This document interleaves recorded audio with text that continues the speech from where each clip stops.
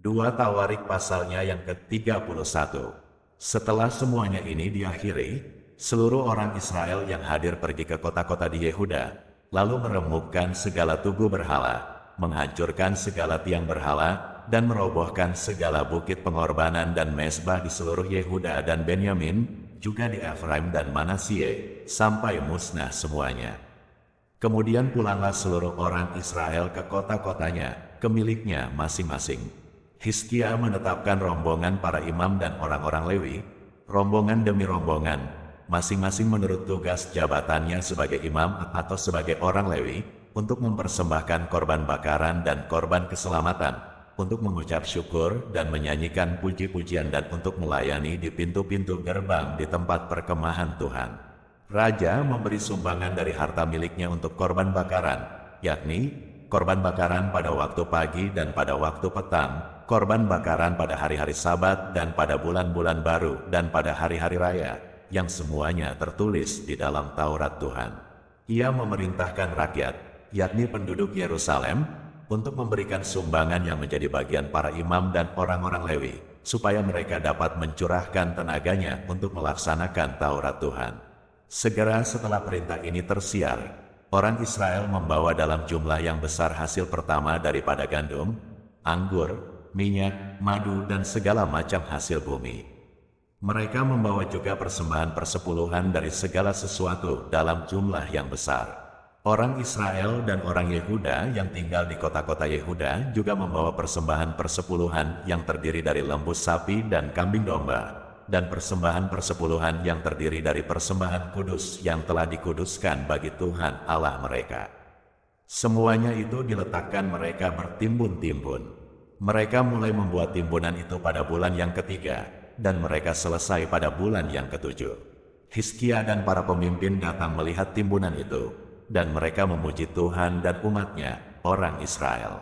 Hizkia menanyakan para imam dan orang-orang Lewi tentang timbunan itu, dan dijawab oleh Azaria, imam kepala keturunan Zadok demikian, sejak persembahan khusus mulai dibawa ke rumah Tuhan, kami telah makan sekenyang-kenyangnya, namun sisanya masih banyak.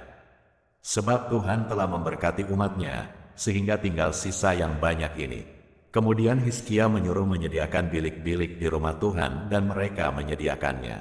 Dan dengan setia mereka membawa segala persembahan khusus, persembahan persepuluhan dan persembahan-persembahan kudus itu ke sana. Konanya, seorang Lewi mengawasi semuanya, dan Simei, saudaranya, adalah orang kedua, sedang Yehil, Azazia, Nahat, Asael, Yerimot, Yozabat, Elil, Yismahya, Mahat dan Benanya adalah penilik di bawah konanya, dan Simei, saudaranya itu, sesuai dengan petunjuk Raja Hizkia dan Azaria, kepala rumah Allah. Dan Kore bin Yimna, seorang Lewi, penunggu pintu gerbang di sebelah timur, mengawasi pemberian-pemberian sukarela untuk Allah, serta membagi-bagikan persembahan khusus yang untuk Tuhan dan persembahan-persembahan Maha Kudus. Di kota-kota imam ia dibantu dengan setia oleh Eden, Minyamin, Yesua, Semaya, Amaria dan Sekhanya dalam pembagian itu kepada saudara-saudara mereka menurut rombongan, kepada orang dewasa dan anak-anak, kecuali kepada setiap orang yang masuk ke rumah Tuhan, menurut hari-hari yang ditetapkan, menurut tugas jabatan yang ditugaskan kepadanya, dan menurut rombongannya, yakni mereka yang tercatat dalam daftar sebagai laki-laki yang berumur 3 tahun ke atas. Para imam dicatat dalam daftar menurut puak-puak mereka, sedang orang-orang Lewi yang berumur 20 tahun ke atas dicatat menurut tugas dan rombongan mereka. Para imam terdaftar dengan seluruh keluarga mereka, yakni istri, anak laki-laki dan perempuan, seluruh kaum itu, karena dengan setia mereka menguduskan diri untuk persembahan kudus.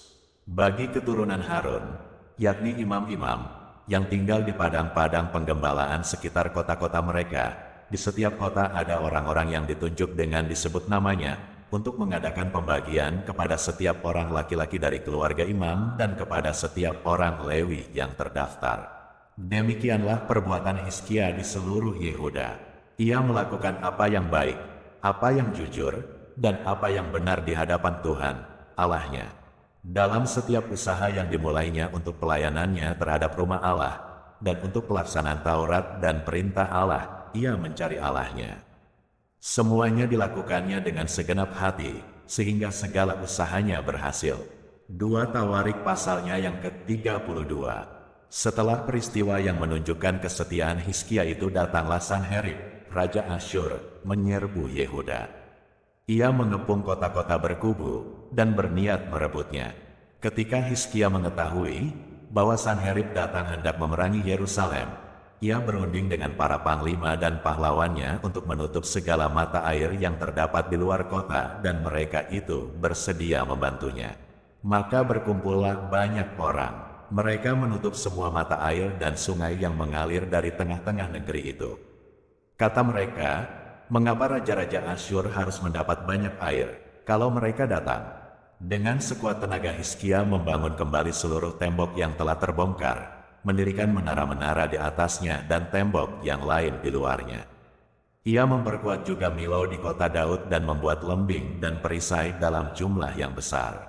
Ia mengangkat panglima-panglima perang yang mengepala rakyat, menyuruh mereka berkumpul kepadanya di halaman pintu gerbang kota dan menenangkan hati mereka dengan kata-kata, "Kuatkanlah dan teguhkanlah hatimu. Janganlah takut dan terkejut terhadap Raja Asyur serta seluruh laskar yang menyertainya, karena yang menyertai kita lebih banyak daripada yang menyertai dia. Yang menyertai dia adalah tangan manusia, tetapi yang menyertai kita adalah Tuhan, Allah kita, yang membantu kita dan melakukan peperangan kita." Oleh kata-kata Hizkia, Raja Yehuda itu, rakyat mendapat kepercayaannya kembali.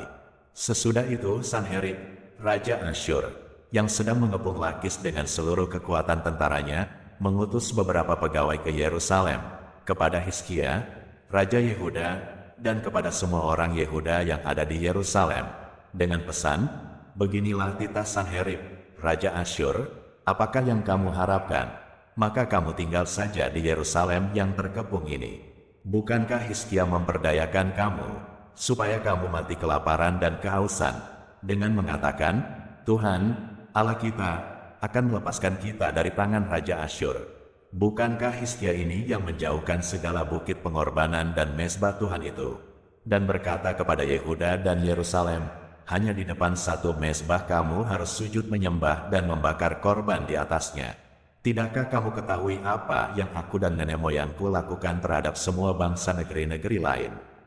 Apakah para Allah bangsa-bangsa segala negeri itu pernah berhasil melepaskan negeri mereka dari tanganku? Siapa daripada semua Allah bangsa-bangsa yang sudah ditumpas nenek moyangku itu dapat melepaskan bangsanya dari tanganku? Masakan Allahmu dapat melepaskan kamu dari tanganku? Sekarang, janganlah Hizkia memperdayakan dan membujuk kamu seperti ini. Janganlah percaya kepadanya. Karena tidak ada Allah dari bangsa atau kerajaan manapun yang dapat melepaskan bangsanya dari tanganku dan dari tangan nenek moyangku. Lebih-lebih lagi, Allahmu itu takkan dapat melepaskan kamu dari tanganku." Dan masih banyak lagi yang diucapkan pegawai-pegawai Sanherib itu menentang Tuhan Allah dan menentang Hizkia, hambanya. Ia menulis juga surat yang penuh cela dan hujat terhadap Tuhan, Allah Israel. Bunyinya, "Sebagaimana para Allah bangsa-bangsa segala negeri lain tidak dapat melepaskan bangsanya dari tanganku, demikian pula Allah Hizkia takkan dapat melepaskan bangsanya dari tanganku." Dan mereka berseru dengan suara nyaring dalam bahasa Yehuda kepada rakyat Yerusalem yang ada di atas tembok, untuk menakutkan dan mengejutkan mereka, supaya mereka dapat merebut kota itu. Mereka berbicara tentang Allah Yerusalem seperti tentang para Allah bangsa-bangsa di dunia, adalah buatan tangan manusia. Tetapi oleh karena itu Raja Hizkia dan Nabi Yesaya bin Amos berdoa dan berseru kepada sorga. Lalu Tuhan mengirim malaikat yang melenyapkan semua pahlawan yang gagah perkasa, pemuka dan panglima yang ada di perkemahan Raja Asyur, sehingga ia kemalu-maluan kembali ke negerinya. Kemudian ia ditewaskan dengan pedang oleh anak-anak kandungnya sendiri ketika ia memasuki rumah Allahnya. Demikianlah Tuhan menyelamatkan Hizkia dan penduduk Yerusalem dari tangan Sanherib, Raja Asyur, dan dari tangan semua musuhnya. Dan ia mengaruniakan keamanan kepada mereka di segala penjuru. Banyak orang membawa persembahan ke Yerusalem untuk Tuhan dan barang-barang berharga untuk Hizkia, Raja Yehuda itu. Sejak itu ia diagungkan oleh semua bangsa. Pada hari-hari itu Hizkia jatuh sakit sehingga hampir mati. Ia berdoa kepada Tuhan, dan Tuhan berfirman kepadanya dan memberikannya suatu tanda ajaib. Tetapi Hizkia tidak berterima kasih atas kebaikan yang ditunjukkan kepadanya, karena ia menjadi angkuh, sehingga ia dan Yehuda dan Yerusalem ditimpa murka. Tetapi ia sadar akan keangkuhannya itu dan merendahkan diri bersama-sama dengan penduduk Yerusalem, sehingga murka Tuhan tidak menimpa mereka pada zaman Hizkia. Hizkia mendapat kekayaan dan kemuliaan yang sangat besar. Ia membuat perbendaharaan-perbendaharaan untuk emas, perak, batu permata yang mahal-mahal, rempah-rempah, perisai-perisai dan segala macam barang yang indah-indah. Juga tempat perbekalan untuk hasil gandum, untuk anggur dan minyak, dan kandang-kandang untuk berbagai jenis hewan besar dan kandang-kandang untuk kawanan kambing domba. Ia mendirikan kota-kota, memperoleh banyak kambing domba dan lembu sapi, karena Allah mengaruniakan dia harta milik yang amat besar. Hizkia ini juga telah membendung aliran Gihon di sebelah hulu, dan menyalurkannya ke hilir, ke sebelah barat, ke kota Daud. Hizkia berhasil dalam segala usahanya. Demikianlah juga ketika utusan-utusan raja-raja Babel datang kepadanya untuk menanyakan tentang tanda ajaib yang telah terjadi di negeri. Ketika itu Allah meninggalkan dia untuk mencobainya, supaya diketahui segala isi hatinya. Selebihnya dari riwayat Hizkia dan perbuatan-perbuatannya yang setia, sesungguhnya semuanya itu tertulis dalam penglihatan Nabi Yesaya bin Amos, dalam kitab Raja-Raja Yehuda dan Israel. Kemudian Hizkia mendapat perhentian bersama-sama dengan nenek moyangnya, dan dikuburkan di pendakian ke pekuburan anak-anak Daud. Pada waktu kematiannya seluruh Yehuda dan penduduk Yerusalem memberi penghormatan kepadanya. Maka Manasye, anaknya, menjadi raja menggantikan dia. 2 Tawarik pasalnya yang ke-33. Manasye berumur 12 tahun pada waktu ia menjadi raja dan 55 tahun lamanya ia memerintah di Yerusalem. Ia melakukan apa yang jahat di mata Tuhan, sesuai dengan perbuatan keji bangsa-bangsa yang telah dihalaukan Tuhan dari depan orang Israel. Ia mendirikan kembali bukit-bukit pengorbanan yang telah dirobohkan oleh Hizkia, ayahnya. Ia membangun mezbah-mezbah untuk para Baal, membuat patung-patung Asyera dan sujud menyembah kepada segenap tentara langit dan beribadah kepadanya. Ia mendirikan mezbah-mezbah di rumah Tuhan, walaupun sehubungan dengan rumah itu Tuhan telah berfirman, di Yerusalem namaku akan tinggal untuk selama-lamanya. Dan ia mendirikan juga mezbah-mezbah bagi segenap tentara langit di kedua pelataran rumah Tuhan. Bahkan, ia mempersembahkan anak-anaknya sebagai korban dalam api di Lebak Ben Hinnom. Ia melakukan ramal, telah dan sihir, dan menghubungi para pemanggil arwah dan para pemanggil roh peramal. Ia melakukan banyak yang jahat di mata Tuhan, sehingga ia menimbulkan sakit hatinya. Ia menaruh juga patung berhala yang telah dibuatnya dalam rumah Allah, walaupun Allah telah berfirman kepada Daud dan kepada Salomo, anaknya, dalam rumah ini dan di Yerusalem, yang telah kupilih dari antara segala suku Israel, aku akan menaruh namaku untuk selama-lamanya. Aku tidak akan membuat pula orang Israel berjejak keluar dari tanah yang telah kutentukan untuk nenek moyangmu, asal saja mereka melakukan dengan setia segala yang telah kuperintahkan kepada mereka dengan perantaraan Musa, yakni segala hukum, ketetapan dan peraturan. Tetapi Manasye menyesatkan Yehuda dan penduduk Yerusalem, sehingga mereka melakukan yang jahat lebih daripada bangsa-bangsa yang telah dipunahkan Tuhan dari depan orang Israel. Kemudian berfirmanlah Tuhan kepada Manasye dan rakyatnya, tetapi mereka tidak menghiraukannya. Oleh sebab itu Tuhan mendatangkan kepada mereka panglima-panglima tentara Raja Asyur yang menangkap Manasye dengan kaitan, membelenggunya dengan rantai tembaga dan membawanya ke Babel. Dalam keadaan yang terdesak ini, ia berusaha melunakkan hati Tuhan Allahnya. Ia sangat merendahkan diri di hadapan Allah nenek moyangnya dan berdoa kepadanya. Maka Tuhan mengabulkan doanya dan mendengarkan permohonannya. Ia membawanya kembali ke Yerusalem dan memulihkan kedudukannya sebagai raja. Dan Manasye mengakui bahwa Tuhan itu Allah. Kemudian ia mendirikan tembok luar pada kota Daud, di sebelah barat Gihon, di lembah, sampai dekat pintu gerbang ikan, mengelilingi Ofel. Tembok itu dibuatnya sangat tinggi. Ia menempatkan juga panglima-panglima perang di tiap kota kubu di Yehuda.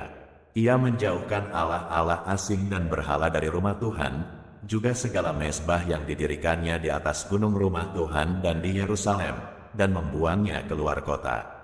Ia menegakkan kembali mezbah Tuhan, mempersembahkan korban keselamatan dan korban syukur di atasnya, menyerukan kepada Yehuda untuk beribadah kepada Tuhan, Allah Israel. Walaupun demikian, rakyat masih mempersembahkan korban di bukit-bukit pengorbanan, tetapi hanya kepada Tuhan, Allah mereka. Selebihnya dari riwayat Manasye, doanya kepada Allahnya, dan ucapan-ucapan para pelihat yang berkata-kata kepadanya dengan nama Tuhan, Allah Israel, sesungguhnya semuanya itu terdapat dalam riwayat Raja-Raja Israel. Doanya dan pengabulan doanya, segala dosa dan ketidaksetiaannya, semua tempat di mana ia telah membangun bukit-bukit pengorbanan serta mendirikan tiang-tiang berhala dan patung-patung sebelum ia merendahkan diri. Sesungguhnya semuanya itu tertulis dalam riwayat para pelihat. Kemudian Manasye mendapat perhentian bersama-sama dengan nenek moyangnya, dan ia dikuburkan di dalam istananya. Maka Amon, anaknya, menjadi raja menggantikan dia. Amon berumur 22 tahun pada waktu ia menjadi raja dan 2 tahun lamanya ia memerintah di Yerusalem. Ia melakukan apa yang jahat di mata Tuhan seperti yang telah dilakukan Manasye, ayahnya. Amon mempersembahkan korban kepada segala patung yang dibuat Manasye, ayahnya, dan beribadah kepada patung-patung itu. Tetapi ia tidak merendahkan diri di hadapan Tuhan seperti Manasye, ayahnya, merendahkan diri. Malah Amon makin banyak kesalahannya.